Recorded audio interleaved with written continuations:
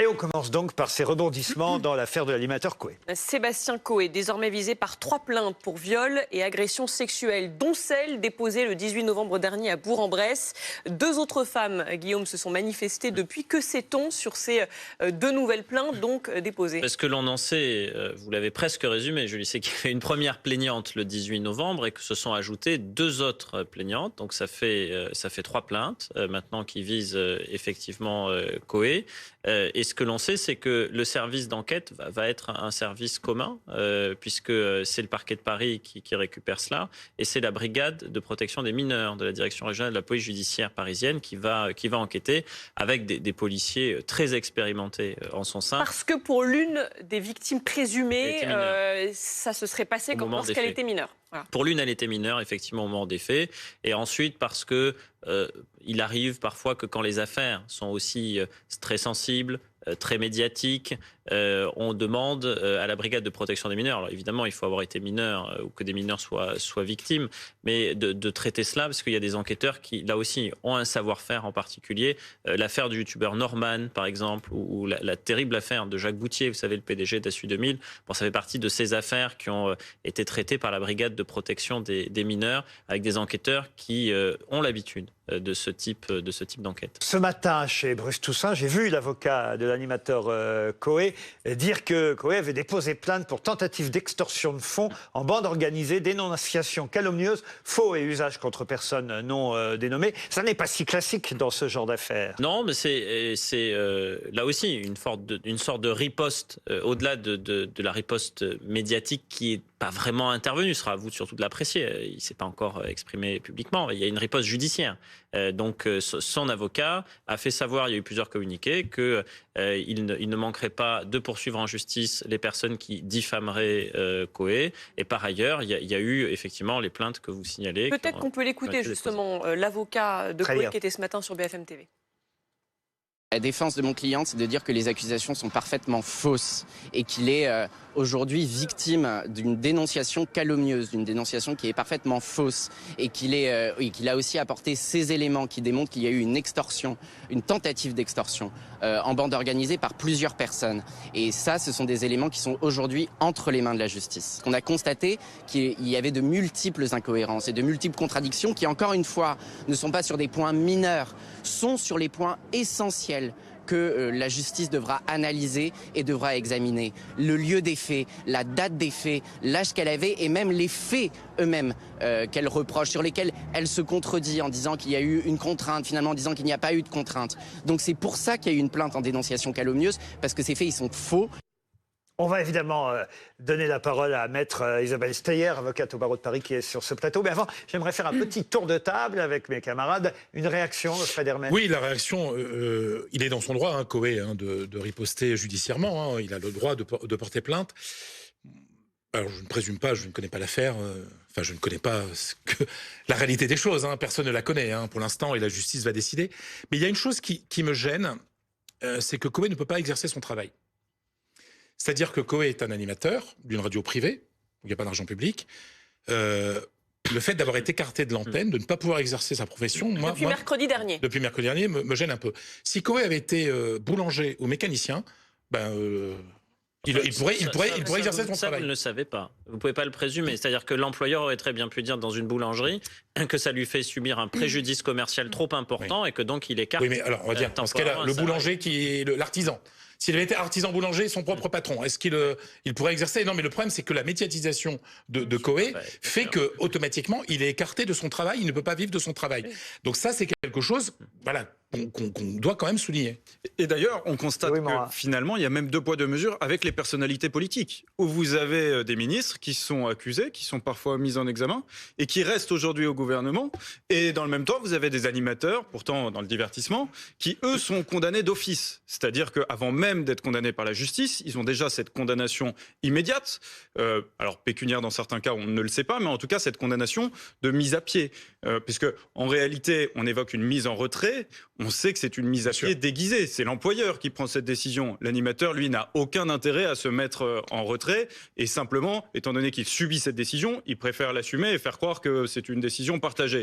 C'est ainsi que ça se fait. Je voudrais simplement revenir sur ce que vous avez évoqué tout à l'heure, Guillaume Fard. Vous avez évoqué finalement la riposte médiatique. Et on voit bien finalement que Sébastien Coé a décidé de riposter sur le plan de la communication avec force dès le début de sa riposte judiciaire. Parce que finalement, il a déposé plainte pour 3 motifs. Tentative d'extorsion de fonds, vous l'avez dit en bande organisée, dénonciation calomnieuse, faux et usage de faux.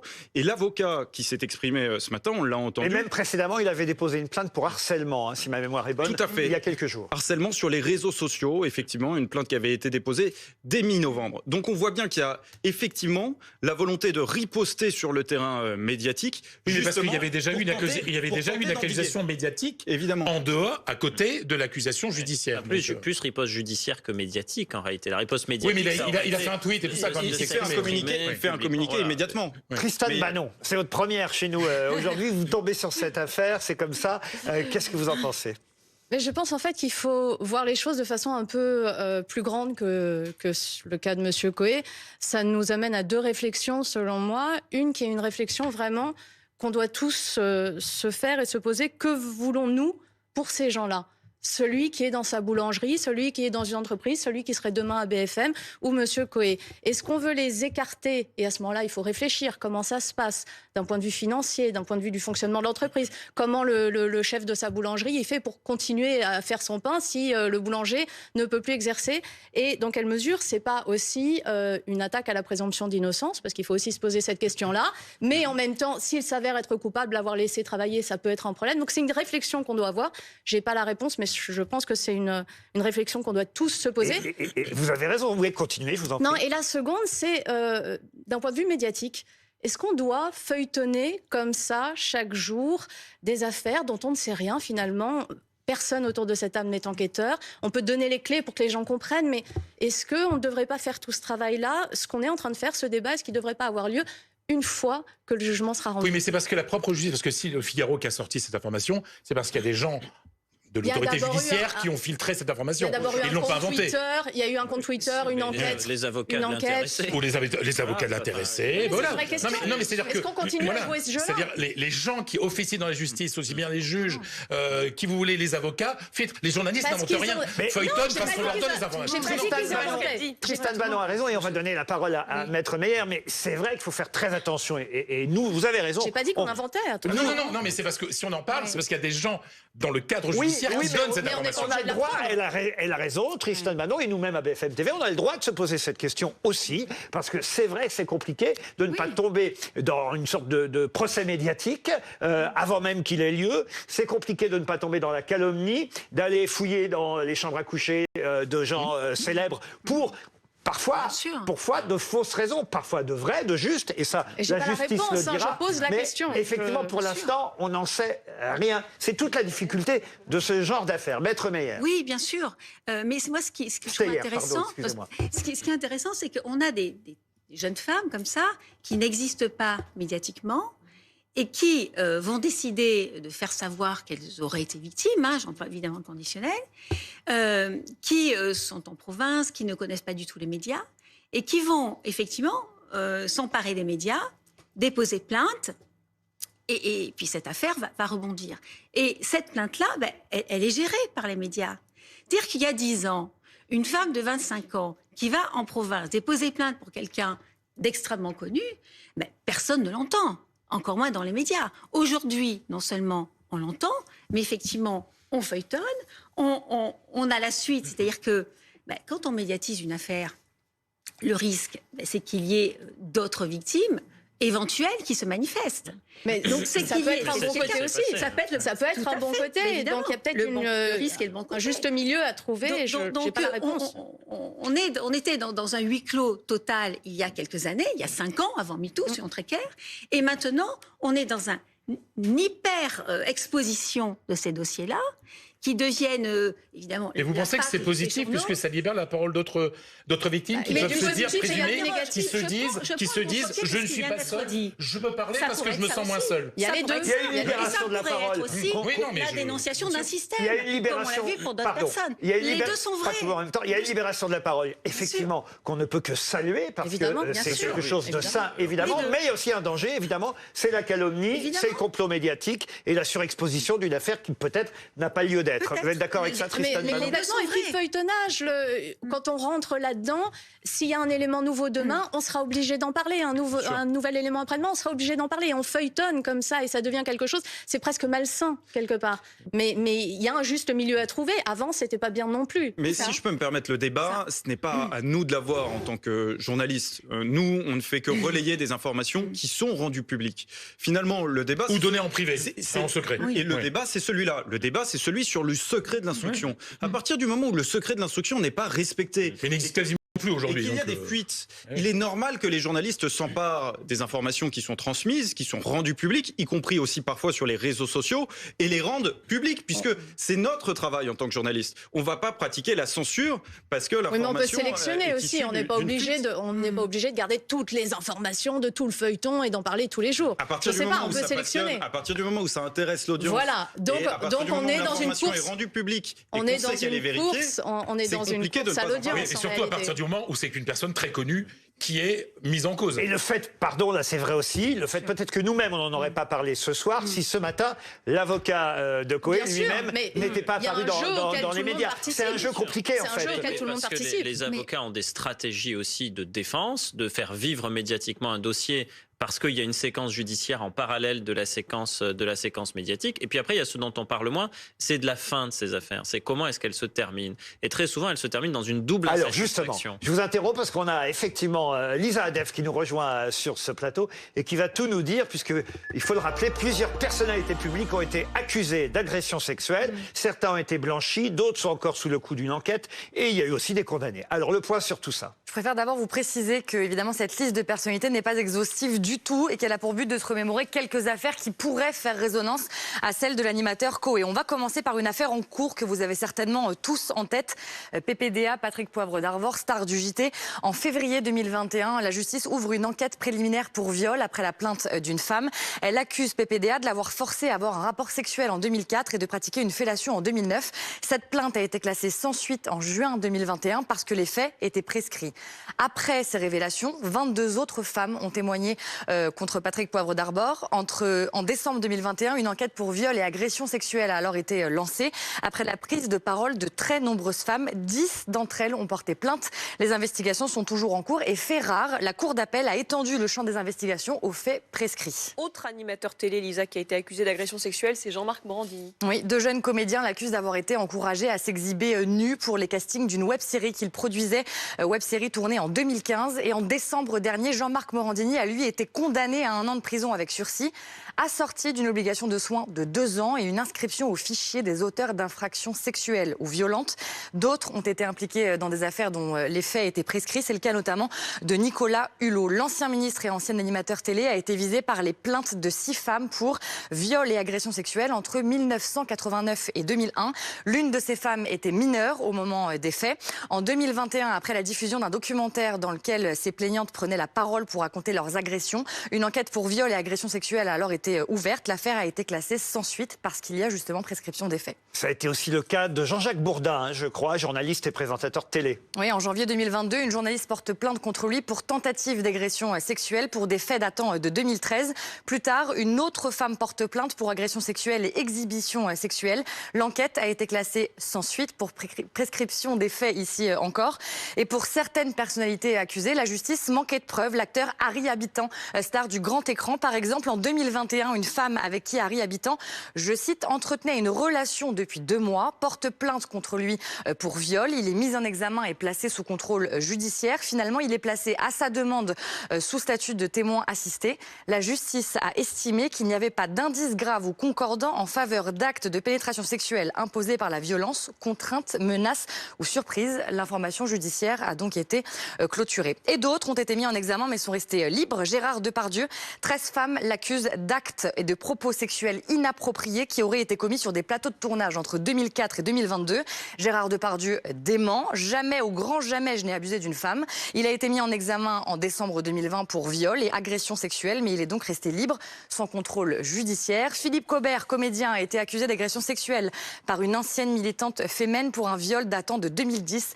Elle avait également accusé le comédien de violence, de harcèlement et de menaces de mort. Il a déposé plusieurs plaintes depuis pour diffamation et dénonciation calomnieuse. En 2019, la plainte est classée sans suite car, écoutez, aucun élément ne permet de corroborer les déclarations de la plaignante sur l'absence de consentement et les personnes qu'elle avait désignées comme victimes ont nié toute agression. En plus, cette femme qui l'accusait a été condamnée à une amende de 500 € avec sursis pour diffamation. Donc ça, c'est quand même très important parce qu'effectivement, c'est une affaire dont on se souvient et Philippe Cobert a été blanchi. Ce qui n'empêche pas, hélas, que son nom soit encore aujourd'hui dans cette longue liste. Je pense aussi à Harry Habitant. Tout ce qu'on a pu lire. On ne voit plus Harry Habitant. Lire et entendre sur Harry Habitant. Un dernier cas outre-Atlantique avec Kevin Spacey. Kevin Spacey, d'abord accusé d'agression sexuelle sur 3 hommes entre 2005 et 2013 quand il était directeur d'un théâtre. Plus tard, un autre homme l'accuse cette fois-ci de viol. D'autres histoires bien plus anciennes émergent alors. Des attouchements sexuels, un attentat à la pudeur et une agression sexuelle.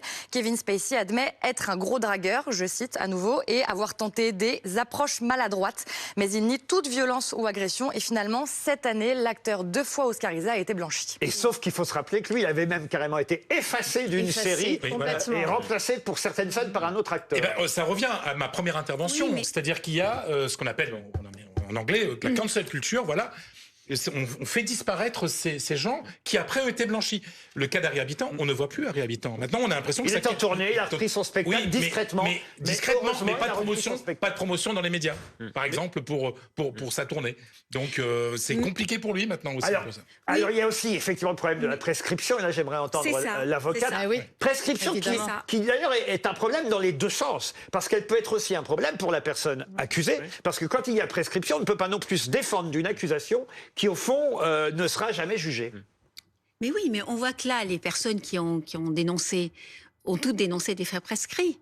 Des faits qui datent de 98, de 90, de 2010. Pas toujours, Harry Habitant, ça n'était pas prescrit. Mais pour quasiment tous les autres, ce sont toujours des faits prescrits. Ce qui montre qu'il y a 15 ans, ce que je vous disais initialement, on n'arrivait pas à dénoncer ces faits-là, on n'était pas entendu et on n'osait surtout pas dénoncer ces faits-là. Ce que vous voulez dire, c'est que maintenant, les accusations arrivent plus vite. Exactement, elles arrivent plus vite. Il y a des enquêtes, il y a des expertises, il y a des juges d'instruction nommés, voire la cour d'appel élargie des investigations. Donc il y a une patte qui est aussi donnée à l'institution judiciaire à travailler ces nouveaux faits pour lesquels elle n'était pas habituée à travailler. Il faut dire les choses telles qu'elles sont. Il y a une éducation collective. C'est que, oui, et c'est que ces dossiers qui sont très fins, qui demandent beaucoup d'investigation, beaucoup de psychologie, beaucoup de témoignages, beaucoup de questionnements sur le système aussi, parce que c'est un système qui est dénoncé.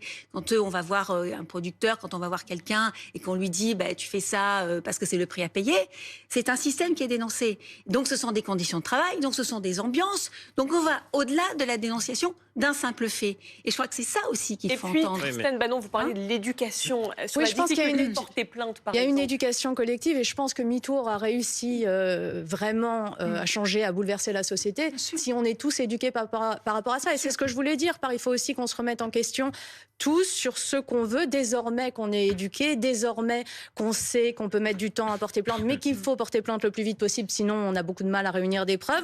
Qu'est-ce qu'on veut comme fonctionnement une fois qu'on porte plainte contre quelqu'un dans une société, qu'il soit connu, pas connu? Qu'est-ce qu'on veut comme fonctionnement médiatique autour de ça? Moi, je ne suis pas contre le fait qu'on en parle, je dis juste qu'il faut qu'on s'éduque peut-être à une sorte de normalisation des choses. Oui, en la matière, on constate finalement une importation culturelle du système judiciaire américain, où là-bas, il n'y a pas de présomption d'innocence. Au contraire, il y a une forme de présomption de culpabilité. Ça, c'est médiatique. Et c'est la raison aussi pour laquelle, médiatiquement, il y a ces conséquences aux États-Unis. Oui, mais pas judiciairement. Sauf que c'est ce qui se passe aussi maintenant en France. On a quand même encore une présomption d'innocence. Ce système-là sur le plan médiatique. Et attention pour la prescription, si je peux me permettre, j'ai l'impression que heureusement aussi. Alors parfois ça peut être un désavantage, même pour la personne accusée, mais heureusement aussi, parce que je ne parle pas évidemment de viol. Aujourd'hui, le mot viol est en plus a un sens qu'il n'avait pas forcément il y a 10, 20 ou 30 ans. Et donc je trouve ça normal aussi que la prescription ait lieu, parce que les comportements ne sont pas et tant mieux, les mêmes dans les années 2000-2020 qu'ils l'étaient dans les années 90 ou 80. Et on ne peut pas juger de la même façon aujourd'hui des faits qui ont eu lieu 20 ou 30 ans. Vous êtes d'accord avec ça, Tristan Banon? Mais complètement, il y a une époque qui est différente. On ne peut pas comparer un fonctionnement de la société où on était beaucoup plus permissif, trop, évidemment, beaucoup trop. Mais on ne peut pas reprocher à ces personnes, avec les yeux post-MeToo, ce qu'ils ont fait. Je ne dis pas qu'il faut dire que c'est bien, je dis pas qu'il faut... C'est juste qu'on ne peut pas tout mélanger, confondre toutes les époques et confondre toutes les connaissances que l'on a. Oui, mais quand vous saisissez la justice en tant que plaignante, vous lui demandez qu'émerge une vérité judiciaire. Et quand vous êtes mise en cause en tant qu'auteur présumé, vous demandez aussi qu'émerge une vérité judiciaire. Et quand la vérité judiciaire finit par émerger, ce qui n'est pas toujours la majorité des affaires, ça ne satisfait personne. Parce que dans le cas du viol, il faut prouver la matérialité du rapport sexuel et après il faut prouver le vice du consentement. Et la difficulté, c'est que quand ces faits se passent dans l'intimité où il n'y a que les deux personnes qui sont parties à l'affaire, qui étaient présentes, c'est extrêmement difficile à prouver. Donc la vérité judiciaire, dans certains cas, ça va être effectivement le non-lieu ou l'absence de poursuite parce qu'on n'arrive pas à prouver la matérialité et du rapport, le vice du consentement. Pour autant, le viol pourrait très bien avoir effectivement lieu. Donc la victime va souvent se plaindre. Quant aux mises en cause, lui, il va se retrouver avec un préjudice réputationnel qui, dans certains cas, est très élevé. Le fait de ne pas pouvoir retravailler, vous citiez Philippe Cobert, combien de spectacles annulés, combien de projets théâtraux auxquels on n'a pas pensé à lui ou on l'a carrément écarté. Et comment vous vous rétablissez aussi de ça en tant que personne mise en cause, mais blanchie, parce que c'est une vérité judiciaire, le fait d'avoir été blanchi. Donc dans les deux cas, vous avez de l'insatisfaction et c'est ça la difficulté, c'est que la justice est lente, elle est longue et en plus elle satisfait. On peut avoir pour parti pris de dénoncer d'ailleurs des faits prescrits, parce que dans l'affaire Kouchner, ce qui a été dénoncé, ce sont bien des faits qui étaient prescrits, alors même que la victime elle-même ne voulait pas déposer plainte.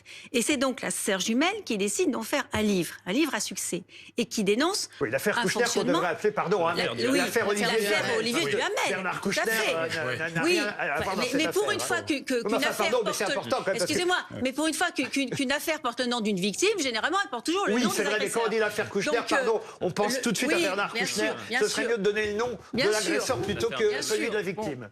En tous les cas, il se trouve que cette affaire-là a été portée... L'affaire Olivier Duhamel. L'affaire Olivier Duhamel a été portée par quelqu'un qui voulait parler, qui avait été témoin derrière la porte, enfant, et pour laquelle la victime ne voulait pas déposer plainte. Et a quand même dénoncé un dysfonctionnement, des faits d'inceste, et un dysfonctionnement qui a fait ouvrir les yeux à beaucoup de personnes, qui a libéré une parole dans l'intelligentsia parisienne et dans des milieux dans lesquels on me disait toujours « Ah, mais ça ne peut pas exister, ça n'arrivera jamais, ils sont intelligents, ils peuvent se faire soigner, ils peuvent s'éduquer. » C'est dans tous les milieux. Ils ont des femmes, ils ont des... C'est dans tous les milieux. Et ça, il faut dire aussi. C'est dans tout le milieu.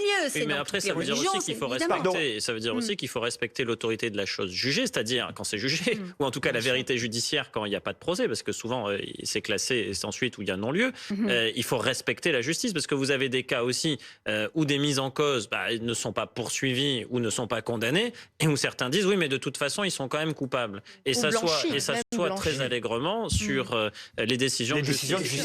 Et la dimension médiatique, une fois que la personne est blanchie, est bien moindre par rapport à tout le processus d'accusation. Ibrahim Malouf qui a été complètement blanchi. Depuis des années, l'émergence notamment du mouvement MeToo, mais pas que, c'était déjà le cas avant, on constate aussi l'émergence de nombreuses plaintes de victimes souvent jeunes vis-à-vis de personnalités publiques envers de victimes qui avaient réussi à approcher des personnalités publiques et qui avaient cru à un moment donné y voir un mentor professionnel et par la suite il y a eu une relation sexuelle entre les deux et le ou la plus jeune se dit victime par la suite quelques mois plus tard, voire quelques années plus tard, d'une emprise psychologique et donc d'un vice de consentement. Oui, et c'est aussi une réalité qu'on constate et que les tribunaux ont beaucoup de mal à juger parce que souvent l'emprise psychologique est pas évidente. Mais parce que c'est peut-être pas les tribunaux qui vont pouvoir répondre à ça. Tristan Alors moi j'ai une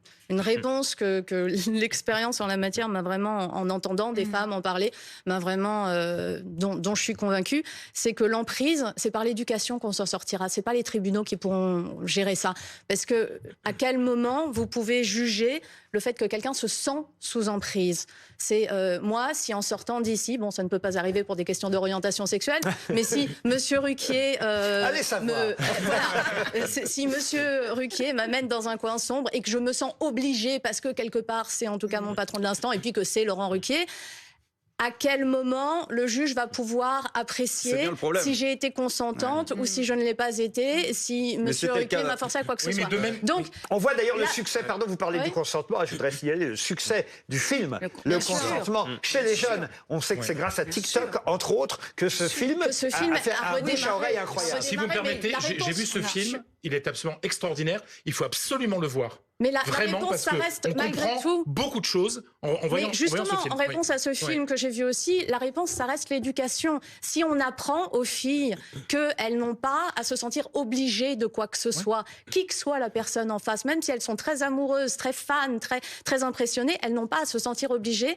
C'est comme ça qu'on va débloquer le truc. Parce que la justice pourra jamais régler ces affaires-là. Enfin, oui, mais alors comment on fait? Parce que là, c'est un sujet, parce qu'on voit très bien dans le film Le Consentement, comment on règle la question de la fascination, en fait? De l'emprise, de l'emprise. Ben oui, mais voilà, mais est-ce que par l'éducation, mais c'est l'éducation aussi des personnes, mais de tous, non, mais des de personnes qui peuvent provoquer cette admiration. Il y a aussi une part d'éthique de la part de dire attends, non, écoute, j'ai 50 ans, t'as 15 ans, non, enfin voilà, et de ne pas laisser croire et de voilà, c'est des deux côtés.